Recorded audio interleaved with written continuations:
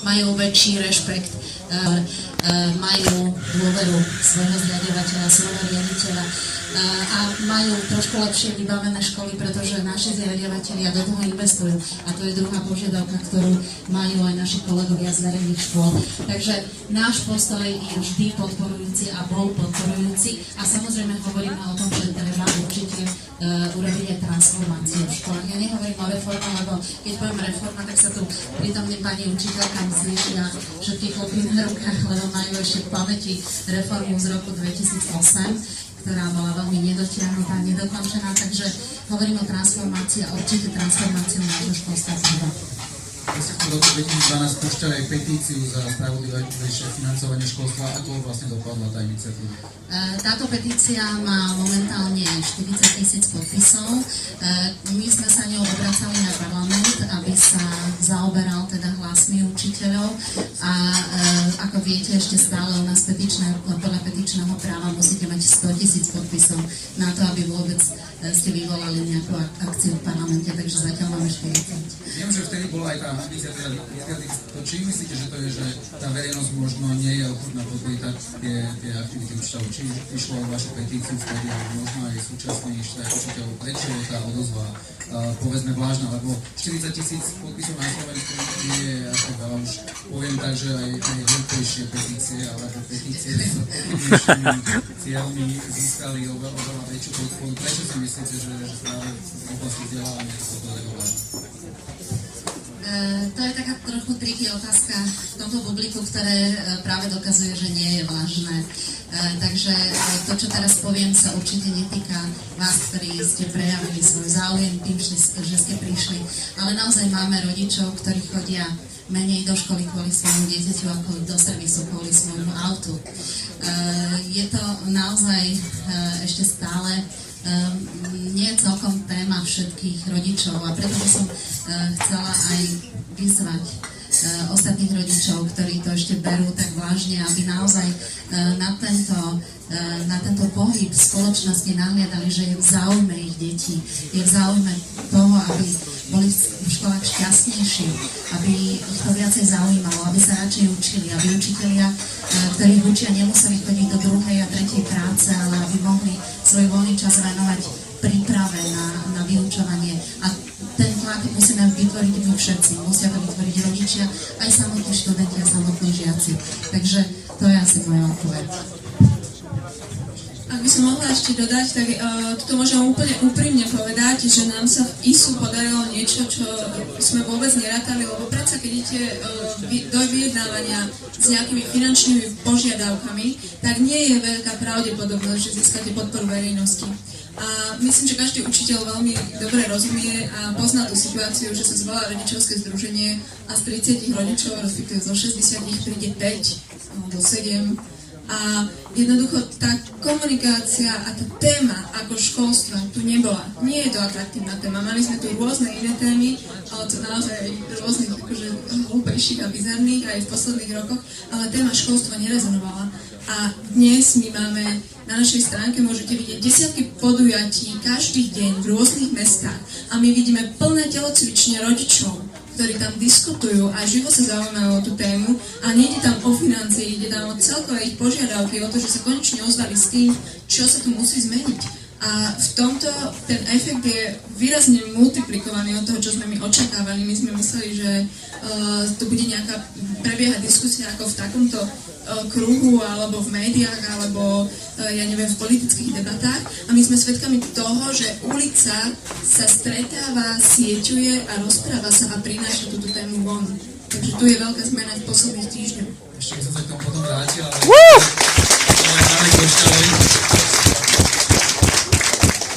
vaša stanoviska, dám sa pomerne jasné, povedzte nám iba vy, či v princípe štrajk podporujete, čo si myslíte, že tie požiadavky, ktoré sú v rámci vznesené, sú správne, či tá forma, ktorú sú učiteľia teraz vedovali, Ja sa to pozerám z takých troch rovín. Jedna je občan tejto krajiny, druhá je človek, ktorý sa venuje školstvu, ako človek, ktorý sa venuje školstvu a tretia ako rodič. Väčšina, myslím si, že tie požiadavky sú oprávnené. Mám menšie výhrady možno jednotlivým tým častiam, prípadne riešeniam, ktoré sú prezentované, ale no, začal som asi možno všeobecne, potom sa dostanem tým konkrétnostiam.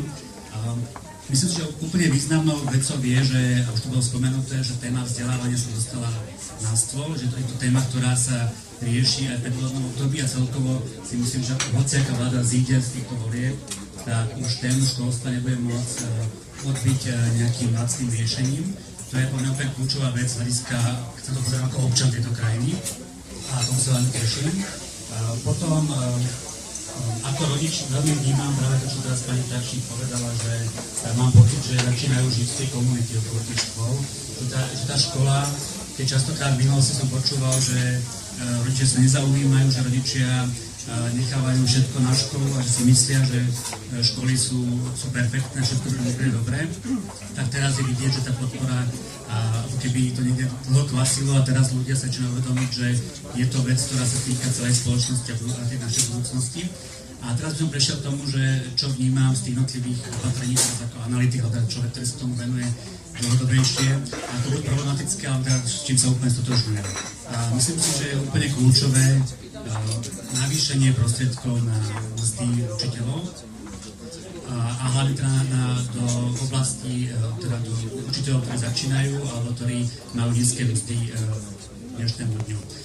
Mám trocha možno viac otázok ako odpovedí, čo sa týka plošného zvyšovania platov, kde by som teda mal nejaké možno otázky, či je to správny postup, ale myslím si, že úplne kľúčové je zafixovať ľudí, ktorí vstupujú do toho systému, aby z neho neodchádzali po roku, po dvoch, aby sme zabránili a znížili tú fluktuáciu, ktorú na tých školách vidíme, ktorá úplne podkopáva viac menej tú udržateľnosť toho systému, keďže ten systém zvnútra starne a nemá taký prítok tej mladej čerstvej krvi. To je jedna vec. Druhá vec, požiadavka týkajúca sa navýšenia, alebo respektíve toho posilnenia rozpočtu na pomôcky a rôzne materiály. Tam trocha mi chýba možno väčšia taká analýza do situácie, aká je dneska na školách. A vieme, že v mnohých školách je to veľmi zlé. Poznám ale aj školy, ktoré nakúpili cez eurofondy rôzne materiály a rôzne tablety a podobne a vlastne nie sú využívané vo vzdelávacom procese. To súvisí ale aj s tým, že nikto tých učiteľov neučil, ako robiť s tými pomôckami. Lebo to nestačí dať iba tablet do školy, treba učiteľov naučiť, ako učiť s tými materiálmi a s tou technikou. A potom otázka tej kvalifikácie, respektíve tých kreditov, tam by som veľmi rád poznal, teda aký je teda návrh, že ako by to malo fungovať v praxi, lebo tá filozofia, že budeme odmeňovať, ten kariérny rast bude súvisieť práve so vzdelávaním a s nejakými atestáciami, alebo nazývajme to ako chceme, tak tá filozofia nie je zlá v svojej podstate. Problematická je tá slovenská prax, preto tak vyzerá v skutočnosti. A to je to, že učiteľia sú častokrát sa vzdelávajú chodia na kurzy, ktoré nemajú vysokú pridanú hodnotu. Oveľa menej sa využívajú mentoringové programy priamo v školách. A už to je ďalšia vec, kde by ma zaujímalo toto B. Máme to A, čo je veľmi fajn, je to problém, ale práve to, že ak ideme teda odmeňovať na základe nejakého kontaktu, keď je ten kariérny rebríček, nejak má vstúpať učiteľ, po ňom má sa môcť zvyšovať plat, tak potrebujeme vedieť presne, že čo má naplniť, má by učiteľia vedieť, čo ich čaká na bližších 20 rokov, aby sa dostali na nejaký úroveň platov. A to je pre mňa vec, ktorá je veľmi technická, dneska na to bude priestor sa o tom rozprávať, ale myslím, že kľúčové sa o tom baviť, že aby tá motivácia vzdelávať sa bola zachovaná a bola aj finančne hodnotená. Tým konkrétnostiam sa ešte dostanem, alebo snáď sa nám podarí väčšine z nich, pokiaľ to čas dovolí. Ale chcel by som ešte uzavrieť tú časť, možno, ktorá súvisí s podporou alebo prijatím tejto iniciatívy. Keď sa zhodneme na tom, že sa zdá, že ľudia alebo rodičia alebo že prečo podľa vás štrajk, ktorý bol v 2012, čo nie je až tak dávno, do ktorého sa zapojilo 70-80% učiteľov, ktoré sa nemohli, naozaj to bol masový štrajk. Prečo podľa vás ten nemal tú silu trvalo nastaviť ten vzdelávanie niečo, čo musíme riešiť? Pretože teraz ako keď vychádzame z studenia, alebo vychádza to aj organizátor tejto akcie, aj že toto je tá aktivita, ktorý sa to definitívne zvedne. Teraz už to záujem. Prečo to nebolo povedané v 2012, kedy naozaj z pohľadu učiteľov bol počet záujemov oveľa vyšší? Ja tam vidím dve veci. Jedna je leadership, nejaký proste v zmysle, že ten štrajk nebol vedený tak, aby mal potenciál dospieť nejakým výsledkom. A druhá vec, tí ľudia, my sa tu, to čo robíme dnes, my v ISU, je, že my sa ako keby učíme demokracii. Máme ju tu 25 rokov, 26 rokov, ale ešte nevieme s tým úplne pracovať. Zase vám môžem povedať, že dnes som prvýkrát bola v parlamente. Prvýkrát riešim nejaké novely zákonov a rozpočtové opatrenia tejto strany, takže my ako, nie sme v tom ešte veľmi fundovaní a snažíme sa ako naučiť sa, ako vyvíjať verejný tlak, ako riešiť verejné veci. A v tom 2012 to bolo tak, že jedna silná odborová organizácia cez svoje štruktúry, ktoré sú hierarchické, ako keby nakázala až dovolila ľuďom a zakryla ich, úplne ich zastrešila a povedala im, že ideme všetci do štrajku. Bola tam vnútorná potreba, lebo tie problémy boli vtedy rovnako závažné, ako sú teraz, ale je tá iniciatíva iná v tom, že zišla z hora v podstate. Odbory sa rozhodli, že sa ide do štrajku a v rámci tohto ľudia ich aj pomerne masovo nasledovali, pretože povedala to nejaká organizácia, ktorá mala nejakú kredibilitu, mala nejaké meno a tým pádom je nasledovali. A dneska túto zmenu robíme z dola, ono to znie ako také klišé, ale každý učiteľ osobne sa tu dnes musel rozhodnúť, že či ide veriť nejakej hrstke učiteľov, ktorí v Bratislave založili IBU a neskôr ISU po všetkých slovenských mestách a či sa ide sám za seba ako občan Slovenskej republiky rozhodnúť využiť svoje ústavné právo. Tu vidím zásadný rozdiel a preto je tých ľudí aj výrazne menej, pretože tam je prevzatie osobnej zodpovednosti. Kdežto pri tom predošlom štrajku to garantovala silná organizácia. Jasne, to je vysvetlenie možno smerom dovnútra, čo sa týka procesov, ktoré prebiehajú v rámci tej učiteľskej komunity, ale mňa by zaujímalo možno aj to vyznenie smerom návonok, pretože vtedy naozaj rodičia mohli masovo pocítiť toho štrajku a mali možnosť už vtedy sa zamyslieť možno nad tým, aké sú platy v školstve, či teda tí učiteľi nemajú viac. Mohlo sa to nastaviť ako téma vďaka tej masovosti a napriek tomu sa zdá, že relatívne rýchlo to odpadlo do zákonníka. Takže pýtam sa, že prečo toto je vysvetlenie, ktoré ste poskytli, ktoré je zrozumiteľné vo vzťahu učiteľov, ktorí sa do toho zapojiť, ale prečo si myslíte, že to pretrvá ako téma vo verejnosti? Prečo si myslíte, že sa nestane to, čo sa stalo už toľkokrát predtým? Dobrým príkladom sú ešte okrem toho školského štrajku zdravotné sestry, ktoré vlastne tiež štrajkovali pred parlamentnými voľbami, keď sa bol veľmi podobný, ktorý je teraz. A pozrieme sa, prečo je to celé voľbné obdobie a vlastne štrajkujú za tú istú vec a žiaľ, asi to tiež nemusí dopadnúť dobre, veď uvidí sa, že netreba hovoriť dopredu, ale ako téma to vyšumelo veľmi rýchlo spoločnosť. Ja si myslím, že v tom 2012 ten rozdiel bol v komunikácii na verejnosť. Ja som to vtedy ešte veľmi nevnímala, že by vlastne odbory to tlačili do iných tém, ako sú platy. A oni tam mali nejaké požiadavky za zmenu financovania a podobne, ale v podstate hlavný message, hlavná správa vtedy boli platy. Tá naša potreba dneska vznikla z toho, že v tých školách sa neučí slobodne a máme problém v nich normálne fungovať. A práve preto aj tú komunikáciu navonok si myslím, že máme čistejšiu v tom, že nehovoríme, že ideme teraz zvyšovať platy, ale my cítime naozaj potrebu robiť systémové zmeny a od začiatku deklarujeme, že ISU je nejaká dlhodobá iniciatíva, ktorá toto je prvý krok, ktorý potrebujeme. Aby sme získali kúsok slobody v tom školstve, tak potrebujeme navýšiť platy a potrebujeme do systému dostať ľudí, ktorí sú nejakí nositelia zmeny. Lebo pokiaľ tam nebude dosť iniciatívnych ľudí, ktorí sú pripravení bojovať za tú zmenu, tak akákoľvek zmena, či bude z hora, z dola, od hocikiaľ, či príde rovno z ministerstva, tak sa jednoducho neudeje, lebo ju nepríjme. A iba jednu krátku otázku, na ktorú som iba veľmi krátko povedať. Myslíte si, že teda väčšina učiteľov, ktorí sa zapájajú do tohto štrajku, to nevníma ako predovšetkým otázku platov? Myslím si, že nie. Oni sú celkovo naozaj je ten systém už na spadnutie a celkovo sú vyčerpaní z toho a preto sa aj vyplavuje toľko zastrašovania, toľko tej neslobody, ktoré v tom systéme je. No, ja som chcela len dodať, že zásadná vec je, že ten štrajk trval len 3 dní a bol potom následne ukončený. Učitelia možno by boli ďalej fungovať v tom štrajkovom režime, ale došlo k nejakej dohode o 5% zvýšenia platu, ktorú vlastne ani na svojich výplatných pásmach nepocítili.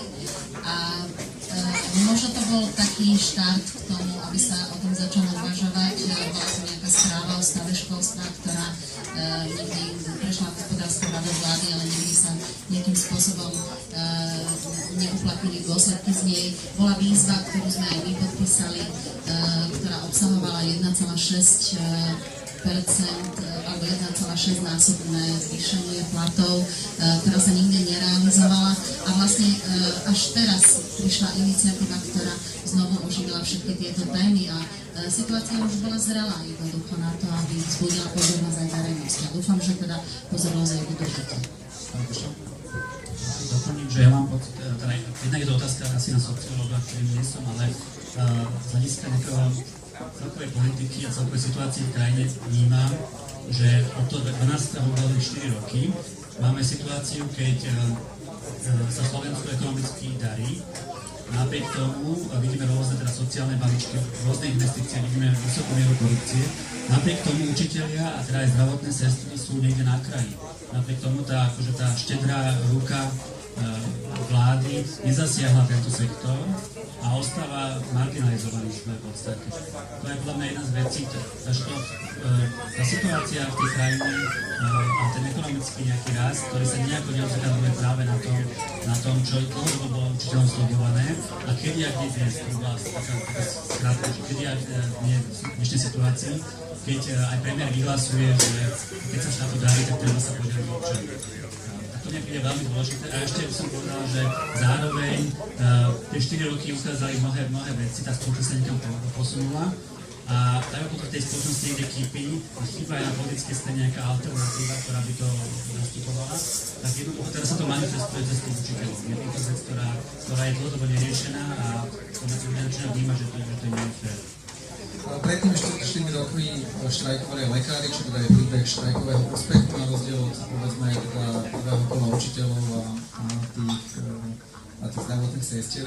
Opýtam sa otázku, ktorú som to už pýtal, potom otázku na predchádzajúcej debate, ktoré sme mali, aj keď sa to pýtali zostali a pýtam, začal by som vám pán ešte. Lekárom sa podarilo vyštrajkovať si zvýšenie platov, aké požadovali. A druhá oblasť verejného sektoru, kde sa tiež podarilo ako keby významne navýšiť platy, je justícia. A máte pocit, že oblasť justície a zdravotníctva sa zlepšili do tej miery, že som môžem povedať, že je fajn, stále to za to zvyšovať tie platy? To je problém, ktorý vždy súvisí, keď sa nalejú peniaze do nejakého nefunkčného systému. A zdravotníctvo dobrý príklad, že keď sme v minulosti dlhý nemocní podpisovali v bežiacom páse, že viac menej ten ekonomický dlh neexistoval, aby štát to vždy vykryl, tak to vedlo k tomu, že sa to iba ďalej pokračovalo, toto nehospodárne správanie. Myslím, že viem, kde by teda v školstve, či by teda isto fungovalo, ale pokiaľ neprídu nejaké systémové zmeny, o ktorých už bolo hovorené, tak takisto sa môže stať, že akékoľvek navýšenie do tých materiálov. Čiže podľa vedomostí, ktoré máte, myslíte si, že dnešné školstvo, keďže tie peniaze navýšime, stane sa skôr to, čo sa stalo v justícii a zdravotníctve, alebo stane sa to v reálnej náplate? Myslím si, že je veľká šanca, že sa stane niečo podobné. Napriek tomu teda, že dojde k navýšeniu platov, pokiaľ sa nezmení niektoré systémové veci, ako je vzdelávanie učiteľov, ako sú kurikulárne niektoré veci, väčšia sloboda, otázka priameho financovania škôl a teda vynechanie samospráv. Si myslím, že sa môže ľahko stať, že dojde čiastkovému alebo dočasnému uspokojeniu a nedojde potom k tým systémovým zmenám. Čiže v tomto bode je iracionálne vyhovovať požiadavkám štátu. To si nemyslím, ale som povedal v úvode, je úplne kľúčové začať tým, aby učitelia, ktorí vstupujú do systému, v tom systému ostali a aby sme zafixovali tých, ktorí sú nespokojní, ale sú kvalitní. kvality. Tak to je úplne... Tak ja ešte poviem jednu vec, aby vlastne sme v príjemnej atmosfére komunikovali. Samozrejme, my sme do tejto debaty pozývali aj zástupcov Smeru, štátu, ministerstiev a tak ďalej, ktorí samozrejme to odmietli. Myslím si, že pre záujmy tejto debaty je dôležité, aby odznievajú argumenty, ktoré by oni mali prezentovať v prípade, že teda by sa správali racionálne a boli ochotní diskutovať ako normálni politici a preto jednak ja sa budem snažiť ako keby hrať toho diablová advokáta v tejto debate a budem sa z toho snažiť tlačiť aj moje hosti, čo samozrejme chápem, že môže v tomto bode byť aj menej osobné, ale myslím si, že to je na to je dobrá debata, aby sme sa snažili diskutovať a spochybňovať celé toho, čo je. Čiže Ja by som chcel doplniť jeden príklad, aby som povedal, čo je nesystémové. V dnešnom školstve máme v špeciálnych školách viac ako 6% detí, čo je v porovnaní s priemerom EÚ o 3%, teda je to 3%. To znamená, že my financujeme drahé vzdelávanie v špeciálnych školách, kde základný normatív je raz tak vysoký ako v prípade bežných škôl. A tam teda môžu byť rôzne typy postihov a teda rôzne typy úrovní v tých špeciálnych školách. Jasné, ale tento typ rozdielov platia aj v zdravotníctve napríklad. Áno, ale to je príklad, že keď na to nalejeme peniaze a budeme zase takto vyhadzovať von oknom, namiesto toho, aby sme zreformovali špeciálne školstvo a dostali sa na ten priemer 3%, tam utekajú veľké peniaze práve cez tie vyššie normatívy. To je ako príklad toho, že čo som chcel uvieť, že vyžaduje systémové zmeny. Rozumiem, pani Repčíková, tak pán Košťal povedal pomerne jasne, že väčšie peniaze pre školstvo znamená v podstate to isté, čo väčšie peniaze pre zdravotníctvo a justíciu, to znamená nulová zvýšená kvalita, takéto veľmi demagogické zrnem. Myslíte si to isté?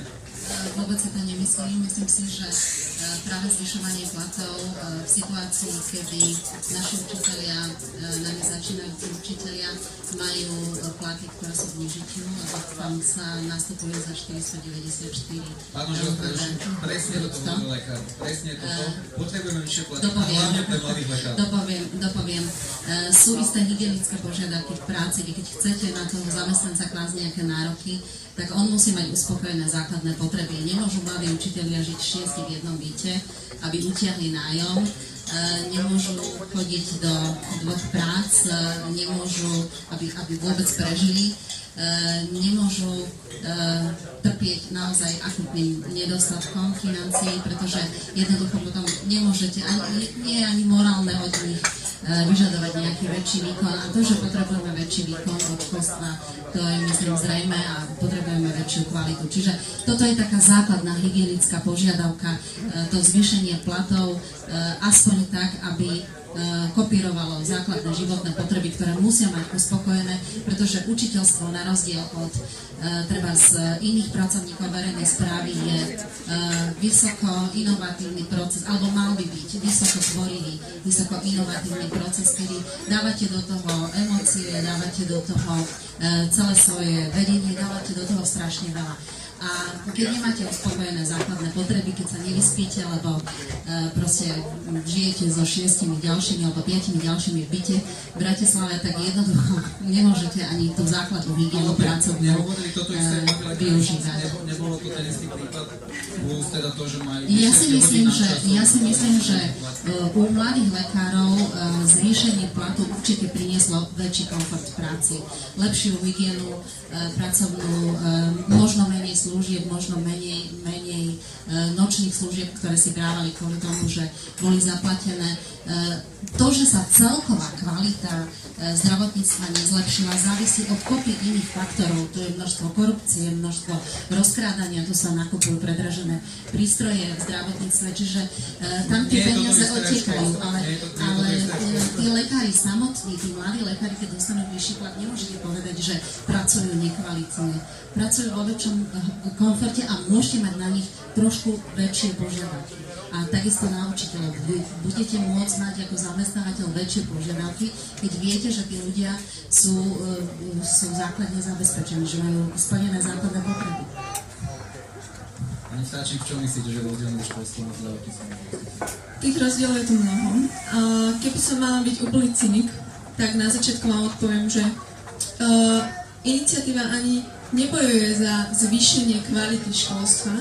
Iniciatíva bojuje za to, aby sa momentálne prestalo to školstvo a tá kvalita znižovať. Pretože my sme v posledných 10 až 15 rokoch neustále svedkami klesajúcich trendov vo všetkých ukazovateľoch.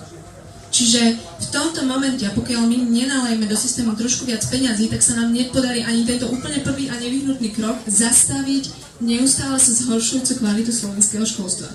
Tam by mohol byť protiargument, že predsa len to, čo Smer argumentuje, tie štatistiky môžu byť niektoré správnejšie a niektoré menej správne. Ale napriek tomu asi platí to, že ten nárast tých platov, to znamená pomalé, ale predsa zlepšovanie postavenia učiteľov, k tomuto posledné roky dochádza. Takže keby tu sedel niekto zase, takže môže povedať, že aspoň o to, aby sa tá kvalita držala na tejto úrovni, sa snažíme dbať.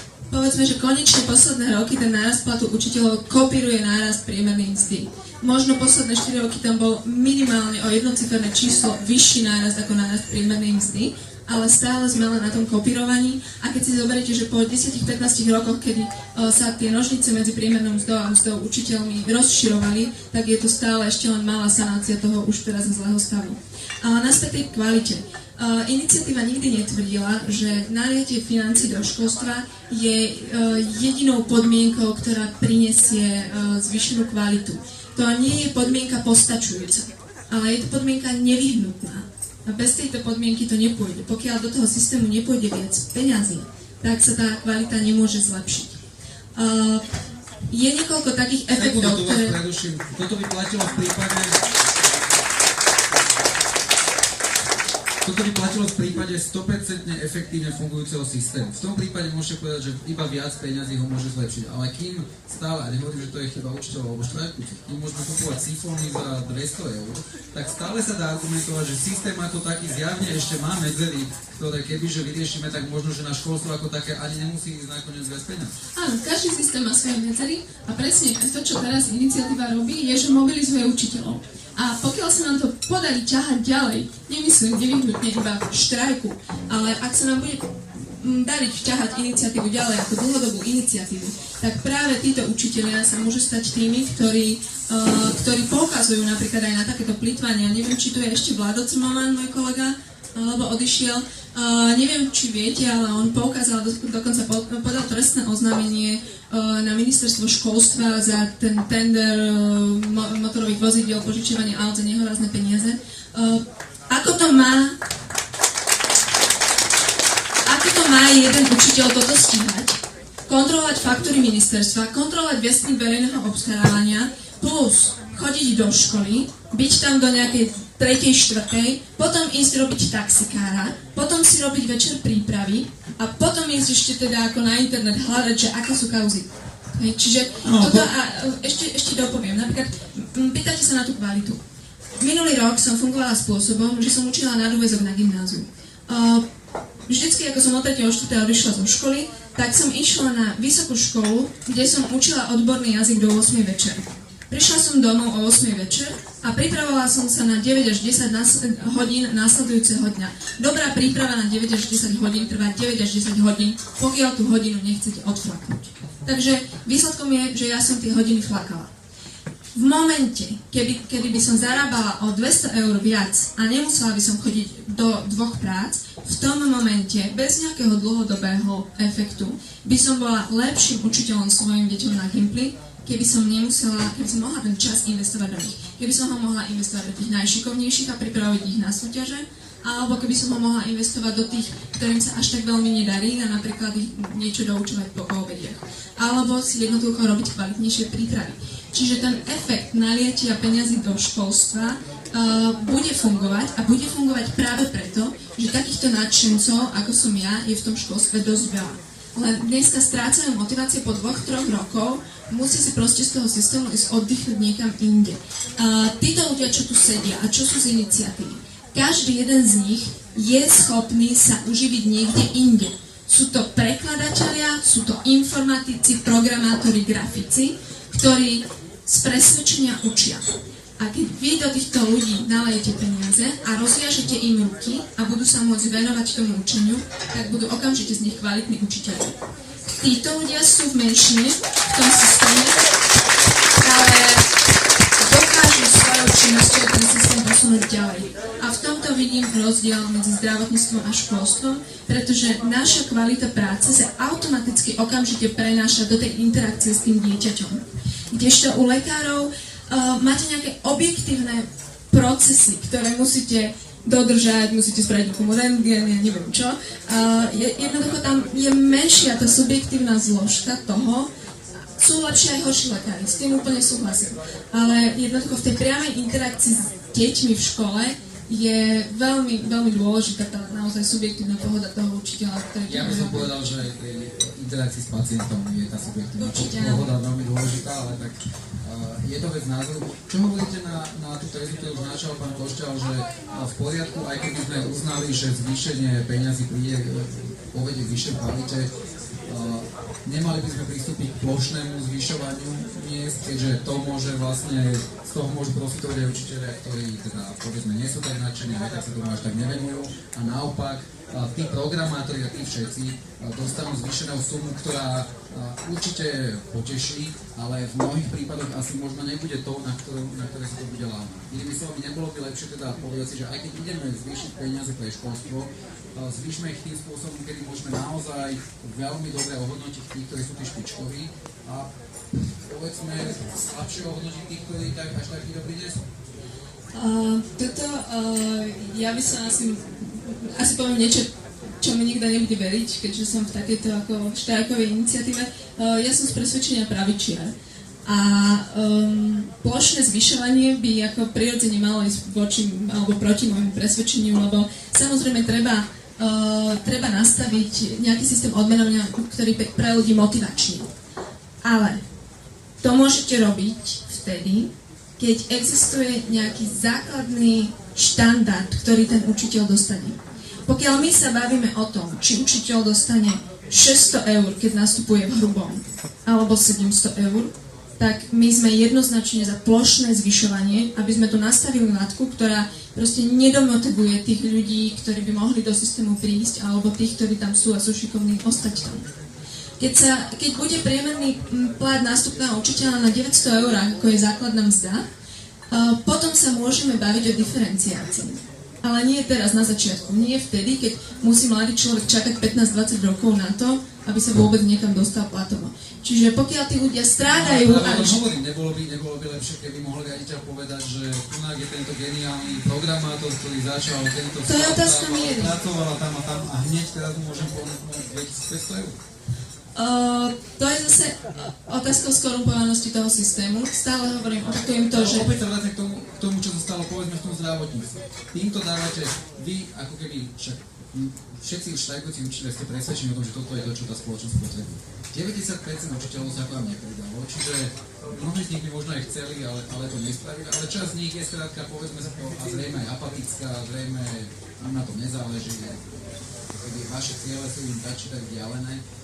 Preto sa pýtam, že či ste si 100% istí, že má zmysel celej tejto mase ľudí zvýšiť peniaze a nemá zmysel už teraz hovoriť o tom, že poďme motivovať tých šikovných a hľadať tých ľudí, ktorí tým výgrami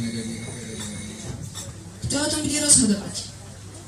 Pretože tu je ten problém, že učiteľ, ktorý je iniciatívny, nie je úplne priateľsky príjmaný v tom systéme. To znamená, že vy predstavujete možno riziko pre nejakých vedúcich pracovníkov, ktorí sa radi udržia na tej stoličke a podobne. To znamená, že ak by napríklad prešiel návrh, kde v momentálnej situácii, teraz nechcem uraziť vôbec žiadnych riaditeľov alebo vedúcich pracovníkov v školstve, alebo je strašne veľa tých, ktorí tie školy vedú, neskutočne dobrým výsledkom, napríklad pani Munková tu sedí dneska s nami.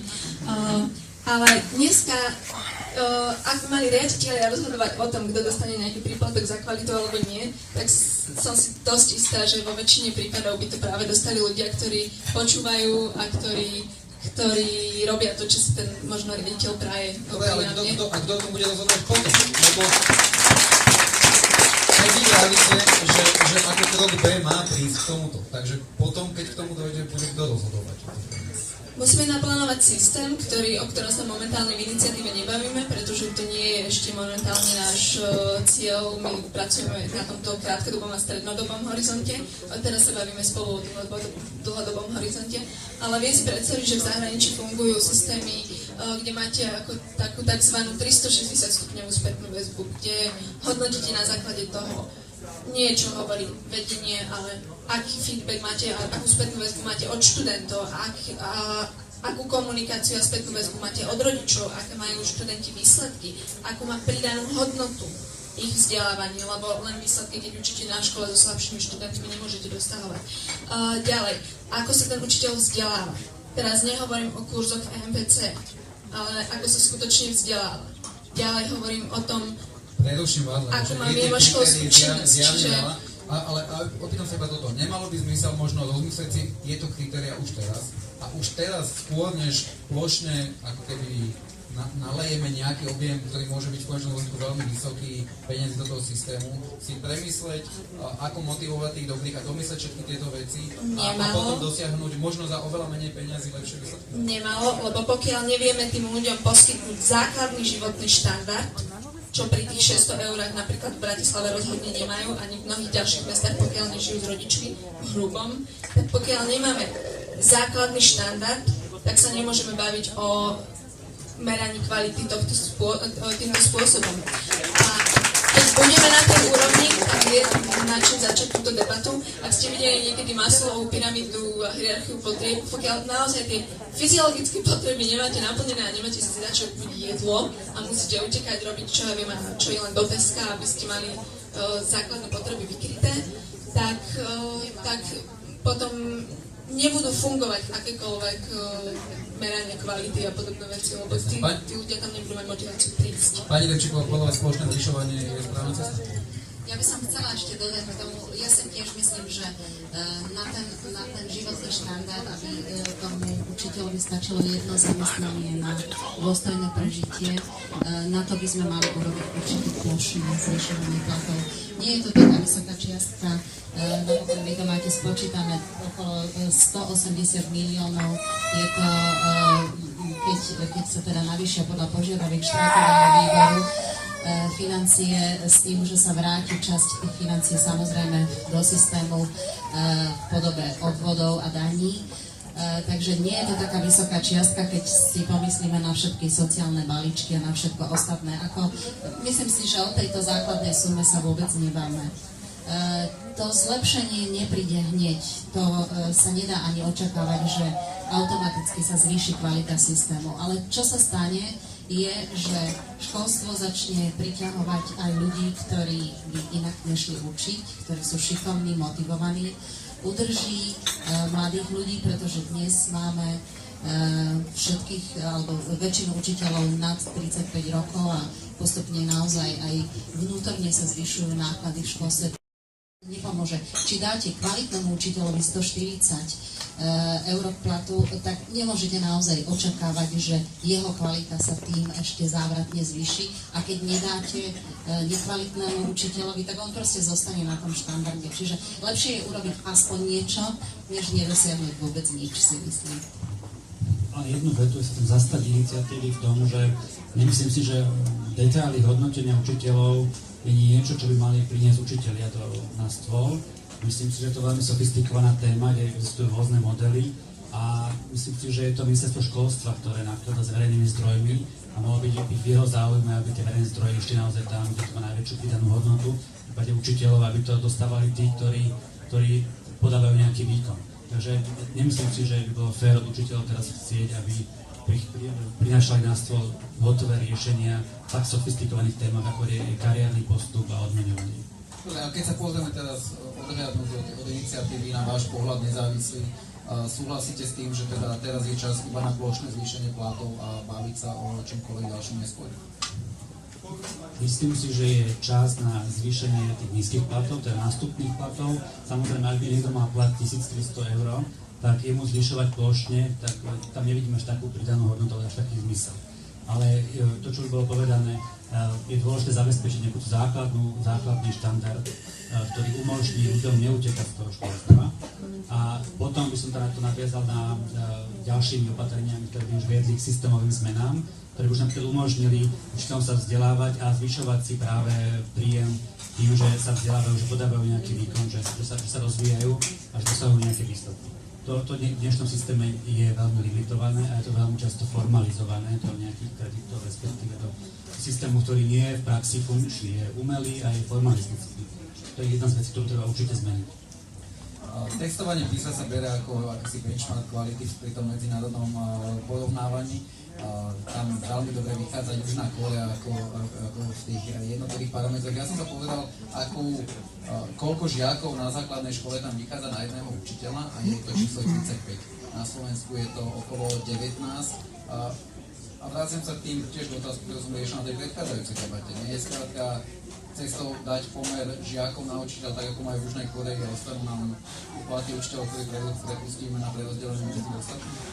K tomu jednu takú poznámku, môžeme si pozrieť aj iné meranie, a to je meranie spokojnosti žiakov v školách, kde práve Južná Kórea je na spodku. Žiaľ, Slovensko a Česká republika sú tesne nad ňou, ale keď sa meria práve spokojnosť žiakov, ako sú šťastní v školách, tak Južná Kórea so svojím systémom, ktorý je viac o thrille a ťažkej práci a minimum voľna, dosiahla to, že žiaci tam nie sú spokojní. Je tam veľa kultúrnych aspektov, ktoré to vstupujú. My sa skôr pozrieme na to, ako to funguje v Dánsku, v Holandsku, prípadne v tom slávnom Fínsku, kde máme teda veľmi podobný kontext, kde máme aj nejakú, teda môžeme si pozrieť do Nemecka, do Rakúska, kde je nejaká spoločná tá historická stopa, kde možno vidieť, teda, ako to funguje a učiť sa od nich.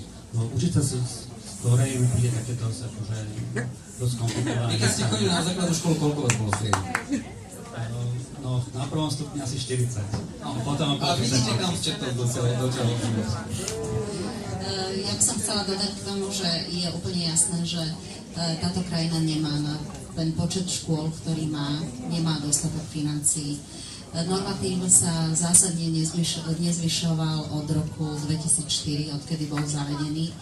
Pritom sa zvyšovali aj ceny nájmov, energií, všetkého a plus platy učiteľov, ktorí získavajú cez kredity, príplatky. Čiže je tu absolútne, sú tu roztvorené nožnice medzi tým, čo si štát môže dovoliť a koľko školy potrebujú.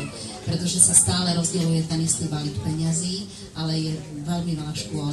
Je tu množstvo škôl stredných, odborných, napríklad v Bratislave, ktoré sú kapacitne dimenzované na 500-600 žiakov a je v nich 150-200 žiakov, ale oni kúria a svietia na 600 žiakov. Majú pedagogický zbor plný, kvalifikovaný a majú v triedách 8 žiakov, tak tam je naozaj čas sa pozrieť na to. Odhadnuté, koľko či už školských zariadení alebo zamestnancov je možné teda štvrtnou školstvu? To by som si netrúfla nikde odhadnúť. Ale približne 10%.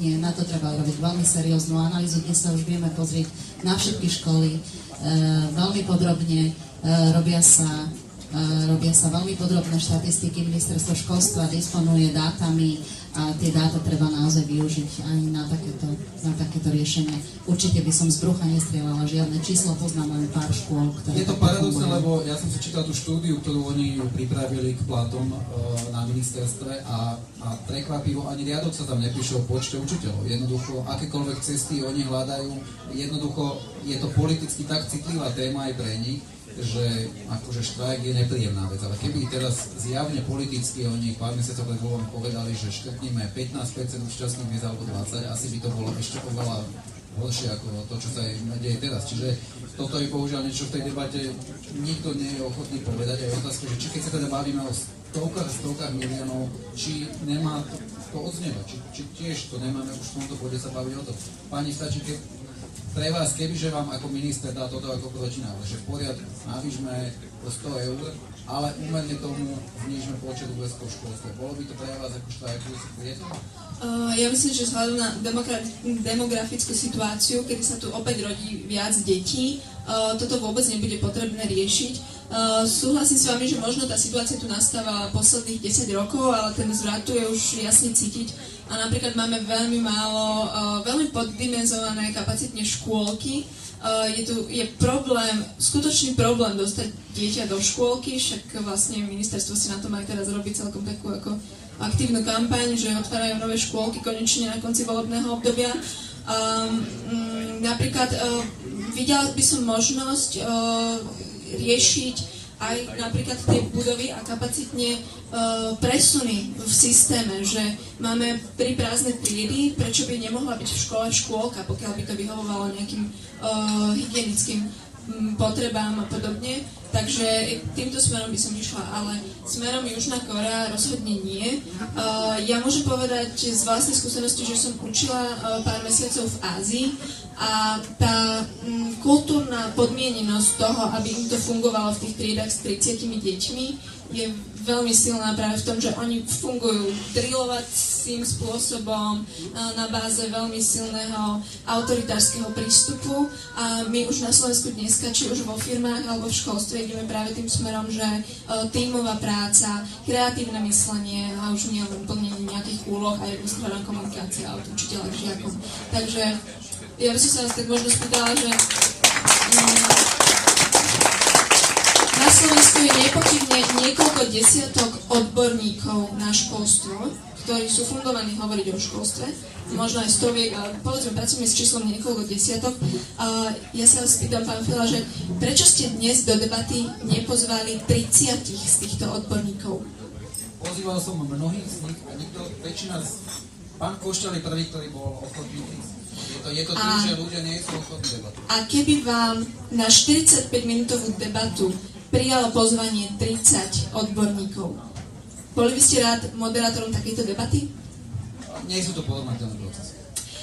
Keď mám debatovať s deťmi o nejakom literárnom diele a o tom, čo v ňom vidia, viete si reálne predstaviť zvládnuť to za 45 minút s 30 študentmi, tak aby to pre nich malo význam, nie len, že autor, dielo, obdobie, ale aby to malo pre nich reálny prínos.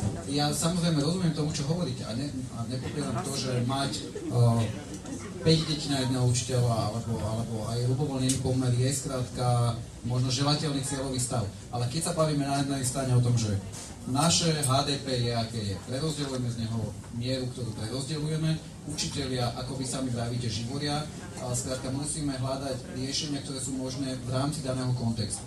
Keď aj pani Repčíková hovorí o tom, že sú školy, ktoré sú dimenzované na oveľa väčší počet žiakov, nielen kapacitne, ale aj personálne, aj celkovo, tak sa mi nezdá byť možno, že príklad Korei tým pádom prehnaný, akože chcel som vás stimulovať nejakým zaujímavým reakciám, ale toto sú príklady v slovenských podmienkach, ktoré sú úplne uchopiteľné a myslím si, že by sme takých našli na rôznych stupňoch škôl mnoho. Od malotriedok, kde chodí 5 detí, cez stredných škôl, ktoré sú poloprázdne, po vysoké školy, ktoré sú úplne zbytočné, mnohé z nich.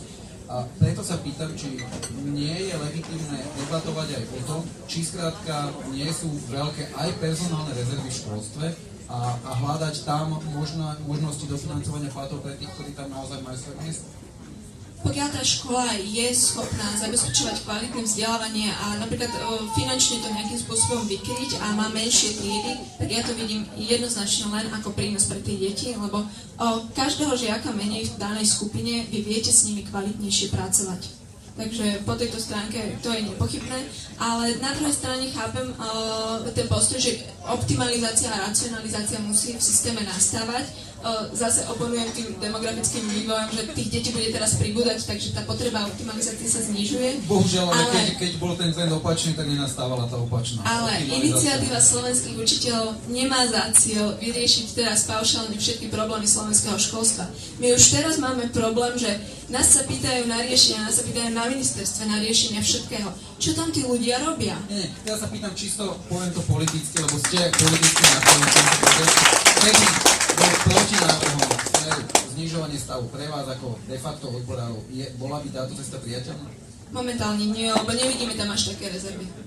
Ale keby sme vedeli, že tie rezervy sú naozaj také obrovské, keby to vedeli okamžite dokázať, samozrejme museli by sme sa na tie čísla pozrieť. Ale vyjadriť sa k tomu neviem, keď neviem, aké sú tie... Ja nemám pocit, že tie rezervy sú tam tak obrovské. Ja som napríklad zo školy, ktorá 1.4 som vychodila na škole, ktorá mala 30 študentov, bola to malá dedinská škola. A to, akým spôsobom s nami tí ľudia pracovali, nás posunulo, myslím, mnohých v živote tak ďaleko, že niektorí sú absolventi dneska zahraničných univerzít a pritom pochádzajú z Hornej Dolnej. A keď som tam išla praxovať ako učiteľka, tak tá škola dostávala na hĺbkovej inšpekcii každé 4 roky vysoký nadštandard. A nevidím dôvod, prečo by sme nemali mať aj takéto typy škôl, pokiaľ tie deti dokážu posunúť ďalej. Áno, tým dôvodom môže byť, že peňazí nie je nekonečne veľa. Ale prešiel by som k ďalšej téme, aby sme sa dotkli aj teda požiadavky na zvýšenie na zariadenie škôl na v jednoduchosti. Máme tu príklad zo Sifóny, máme tu planétu vedomostí, vidíme, ako funguje informatizácia štátu. Nie je to tak, že keby sme teraz naliali 400 miliónov do systému, aký tu je, a medzi ľudí, ktorí dneska rozhodujú tých peniazov, tak vlastne vyhadzujeme peniaze von oknom. Toto je oblasť, ktoré som ja asi najskeptickejší z tých požiadaviek, ale nie kvôli tomu, že by som si myslel, že školy sú dobre zariadené, že tam všetko funguje a všetci majú interaktívne tabule a to vôbec nie. Skôr mám nejakú skúsenosť s tým, akým spôsobom fungujú rôzne projektové schémy na Slovensku a mám veľkú skepsu voči tomu, že by sme dnes boli, alebo takže ministerstvo školstva bolo schopné tie peniaze distribuovať medzi školy na základe nejakého spravodlivého kľúča a že by sa nenakupovali, keď to poviem úplne ľudové, nejaké hovadiny. Že by sa nekupovali veci, ktoré nie sú potrebné. Takže tá skepsa naozaj vychádza hlavne z toho, že nie som si istý, či dokáže štát dneska rozdať 400 miliónov, alebo hociakú sumu, aký to bolo 10 miliónov, transparentne a spravodlivo, a teda aby sa to došlo tam, aby sa dostali tie veci tam, kde ich naozaj je potrebné mať. Pani Repčíková? No, v tomto ja mám úplne opačný názor, pretože ja si myslím, že ak by riaditelia škôl dostali slobodu v tom, ako naložiť s týmito 400 miliónmi, tak by veľmi rýchlo vedeli, ako ich efektívne využiť.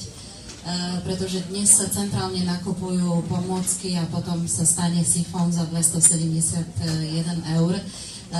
A ja som si istá, že každý riaditeľ, ktorý by dostal takéto peniaze k dispozícii účelovo viazané na vybavenie, dozariadenie škôl, na učebné materiály, softvery, pomôcky, podporu svojim učiteľom, metodickú, tak by to vedel využiť oveľa. Teraz sme to videli na vysokých školách, že ministerstvo školstva im poslalo prostriedky a vidíme, ako rýchlo stačil deň, aby to tí manažeri posunuli. Ja nehovorím o vysokých školách, pretože nerozumiem procesom vo vysokých školách, ale v regionálnom školstve, keď účelovo viažete tie prostriedky, tak si buďte istí, že tí riaditeľi ich majú kde použiť, lebo naozaj veľký nedostatok. To sa podceňuje v tej debate to, aký ten nedostatok naozaj je a existuje. Vy, ak ste rodičia, niektorí z vás tak veľmi dobre viete, že vy priplácate za toaletný papier a mydlo na záchody. My si nosíme vlastný papier do tlačiarne, nosíme si vlastné tonery, nosíme si vlastné počítače, nosíme si vlastné perá, ceruzky, fixky, všetko. A je to ale žiaľ, je to veľmi smutné, ale žiaľ, je to v nemocniciach, je to isté a našli by sme x ďalších miest, kde žiaľ... Preto chceme Tak to má byť. Tak to má byť. Či to tak má byť? No nie, Či to tak má byť? Ja sa pýtam na to, či my ako spoločnosť sme dosť bohatí na tom, lebo jasné, časť toho je spôsobená kradnutím, časť toho je spôsobená neefektivitou. Časť toho je... Už nás to dvíha zo stoličky. Nie. Už to ide. Ale naozaj, ako zo svojich peňazí financovať triedu, Toaletný potrebujem papier, hej, rozmnožiť, všetko. stále sa tu bavíme, či zvyšovať a rozmnožiť proste veci pre 30 detí a teraz mám x tých tried a to ide z mojich peňazí.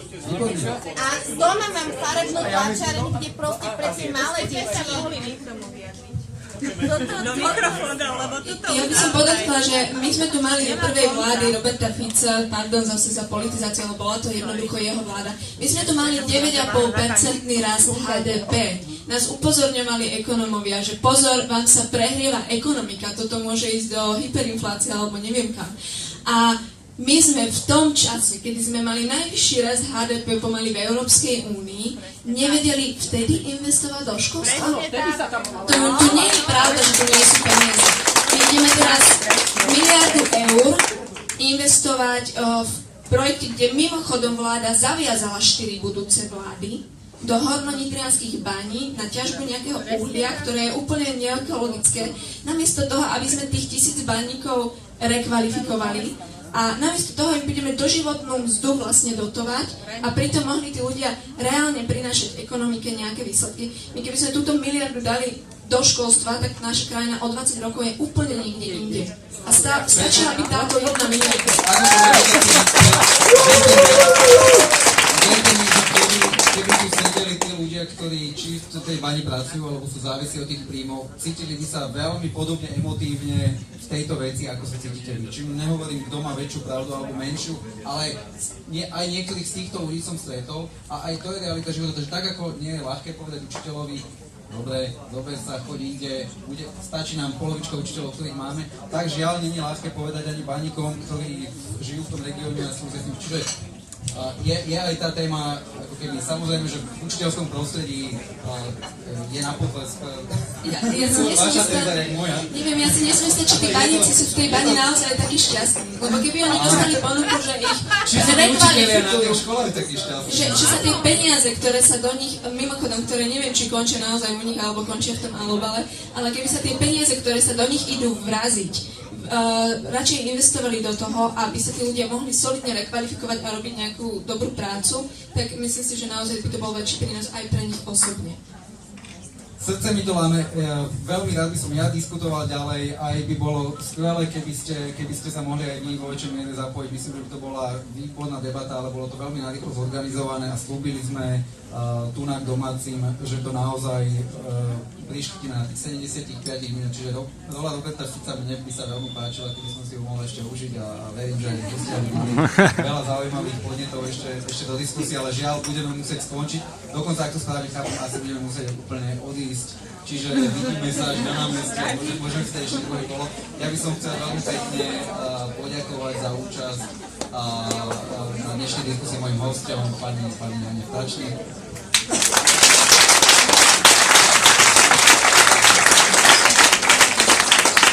Pani Sasky Repčíkovej.